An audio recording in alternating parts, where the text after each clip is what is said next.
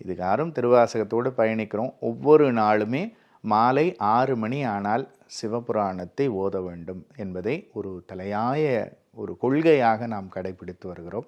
நம்முடைய ஊடகங்கள் வாயிலாகவும் அதை பலரும் பின்பற்றியும் வருகிறார்கள். அந்த வகையில் நாம் தினமும் சொல்லக்கூடிய சிவபுராணத்தை என்ன நினச்சிக்கிட்டு சொல்கிறோமோ அதை இன்றைக்கு ஒரு சகோதரனிடத்திலே பகிர்ந்து கொள்ள முற்படுகிறேனே அன்றி இது பொருள் விளக்கம் அன்று. இறைவனுடைய நாமமான திருவைந்தெழுத்து வாழ்க, அதை தந்த குருநாதன் தாழ் வாழ்க. இமைப்பொழுதும் கண் இமைக்கின்ற பொழுது கூட என் நெஞ்சை விட்டு நீங்காமல் நீதான் இருக்கின்றாய்.